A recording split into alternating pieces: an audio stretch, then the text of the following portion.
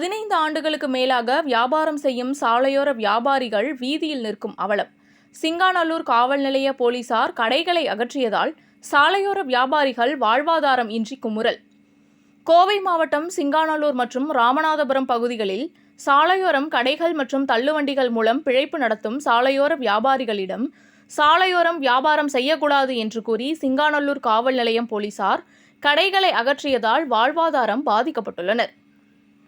மீண்டும் வியாபாரம் செய்ய அனுமதிக்க கோரி வியாபாரிகள் பேரவை மற்றும் சாலையோர வியாபாரிகள் சார்பில் கோவை மாநகர காவல்துறை ஆணையர் சரவணசுந்தர் அவர்களிடம் தலைவர் எம். முருகன் தலைமையில் 40க்கும் மேற்பட்டோர் கோரிக்கை மனு அளித்தனர். மனுவில் சிங்காநல்லூர் பகுதியில் 15, 20 மற்றும் 8 ஆண்டுகள் என ஒவ்வொருத்தரும் நீண்ட காலமாக சாலையோரத்தில் வியாபாரம் செய்து பிழைப்பு நடத்தி வருகிறோம்.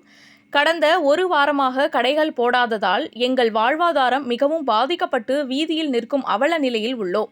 மேலும் கடைகள் நடத்த அனுமதிக்காவிட்டால் தற்கொலை செய்து கொள்வதை தவிர வேறு வழியில்லை. எனவே நாங்கள் மீண்டும் அந்த பகுதிகளில் கடைகள் அமைக்க அனுமதி வழங்க வேண்டும் என்று மாநகர காவல் ஆணையரிடம் கோரிக்கை மனு அளித்தனர். இதுகுறித்து வியாபாரிகள் பேரவைத் தலைவர் எம். முருகன் கூறுகையில் 50க்கும் மேற்பட்ட குடும்பங்கள் இந்த வியாபாரத்தை நம்பிதான் உள்ளனர். கடைகளை அகற்றியதால் மிகவும் பாதிப்படைந்துள்ளனர். அதனால் கமிஷனரிடம் மனு அளிக்க வந்துள்ளோம். கமிஷனர் சிங்காநல்லூர் காவல் நிலையத்தில் மனு கொடுங்கள், உரிய நடவடிக்கைகள் மேற்கொள்ளப்படும் என்று கூறியுள்ளதாக தெரிவித்தார்.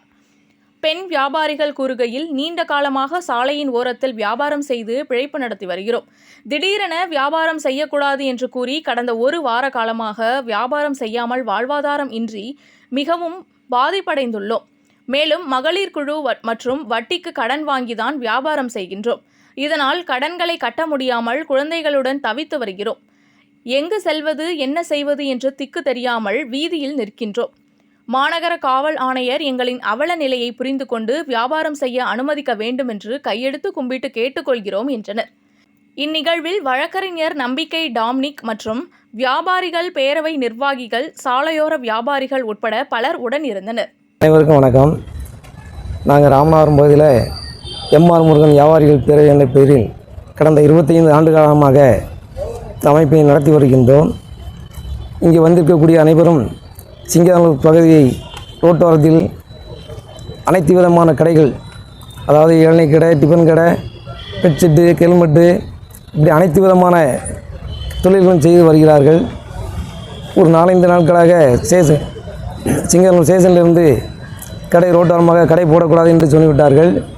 நாங்களும் சென்று காவல்துறையிடம் சென்று அவர்கள் என்னவென்று கேட்கும்போது கமிஷனர் ஆஃபீஸில் போய் பேசுங்க அப்படின்னு சொன்னாங்க. கமிஷனர் ஆஃபீஸுக்கு வந்திருக்கோம். வந்திருக்க இடத்துல அவங்க திரும்ப ஸ்டேஷனுக்கு அங்கே தான் சிங்காநல்லூர் போக சொல்கிறாங்க. போச்சு நாங்கள் திரும்ப சிங்காநல்லூருக்கு போகிறதுக்கு ரெடியாக இருக்கோம். இங்கே எல்லாமே குறைஞ்சது 10-15 வருஷமாக கடை இருந்துட்டாங்கன்னா அவங்களுடைய வாழ்வாதாரம் இதை நம்பி தான் அவங்க தொழில் பெரிய அளவில் இறங்கல. இன்றைக்கி ஒரு கடை எடுத்து அவங்க வாடகை கொடுத்து நடத்தக்கூடிய அளவுலேயும் அவங்க சக்தி இல்லை. அந்த மாதிரி சின்ன சின்ன தொழில்கள் நடத்தி பழப்பு நடத்திக்கிட்டு வர்றாங்க. இதை அரசு அதிகாரிகள் இன்றைக்கி இப்போ இதுக்கு ஒரு நல்ல ஒரு முடிவெடுத்து அவங்க தொழில் பாதிக்கப்படாமல் இருந்து அவர்களை வழிநடத்தி தருமாறு கேட்டுக்கொள்கிறோம். சிங்காநல்லூர்லேருந்து விஜிஎம் ஹாஸ்பிட்டலுக்கு நேராக கடை போட்டிருக்கோம். 15 வருஷமாக கடை போட்டிருக்கேன், சாப்பாட்டு கடை. இதை வச்சு தான் 2 பிள்ளைங்களை படிக்க வைக்கணும். இதை வச்சு தான் எனக்கு எல்லா தொழிலுமே நடத்தணும், குழு கட்டணும். இது ஒரு வாரமாகவே கடை போடாதீங்கன்னு சொல்லி வண்டியெல்லாம் ஃபைன் போட்டு எடுத்துகிட்டு போயிருக்காங்க. என்னுடைய பெயர் பாலமுருகன். நான் ராஜலட்சுமி பஸ் ஸ்டாப் முலாமலை ஜூஸ் கடை வச்சு நடத்தி வந்துருக்கோம். கடந்த 10 வருடமாக அங்கே நடத்தி வந்துருக்கோம். திடீர்னு காவல்துறை அதிகாரிகள் இந்த இடத்துல கடை போடக்கூடாது, நீங்கள் வேறு இடத்த பார்த்து போடுங்க அப்படின்னு சொல்கிறாங்க. இது எங்களுக்கு சீசன் டைம். கடந்த ஒரு 3 மாதம் மட்டும்தான் வியாபாரமே பண்ணுவோம். இது எங்கள் வயிற்றில் அடிக்கிறாங்க. இதை நம்பி தான் பிள்ளைகளை படிக்க வைக்கணும், ஸ்கூல் ஃபீஸ் கட்டணும், வீட்டு வாடகை கிடைக்கணும். கடந்த ஒரு வாரமாக எங்களை போட விடலை. இதை நீங்கள் காவல்துறை அதிகாரிகள் கவனம் கொண்டு எங்களுக்கு வாழ்வாதாரம் கொடுக்கணும். என்ன காரணம் சொன்னாங்க, என்ன காரணம் சொல்கிறாங்க அப்படின்னா என்ன ரீசன்னு சொல்லலை. போலீஸ் ஸ்டேஷன் போனால் கமிஷன் ஆஃபீஸை பாருங்கன்றாங்க. இப்போ கமிஷன் ஆஃபீஸர் நாடி வந்திருக்கோம். இங்கே ஏதாவது எங்களுக்கு ஒரு தீர்வு கிடைக்கணும். இதை நம்பி ஒரு 50 குடும்பங்கள் இங்கே வாழ்ந்துட்டு இருக்காங்க. அவங்களுக்கு ஒரு தக்க தீர்வு கொடுக்கணும். எங்களுக்கு வேறு வழி இல்லை. இதுதான். இது இல்லைன்னா நாங்கள் தற்கொலை பண்ணுற சூழ்நிலை கூட நாங்கள் போகிறோம். நாங்கள் இன்று கமிஷனர் ஆஃபீஸில் மனு கொடுக்க வந்திருக்கிறோம். அவங்க திரும்பவும் எங்களை சிங்காநல்லூர் ஸ்டேஷனில் போய் பார்க்க சொல்கிறாங்க.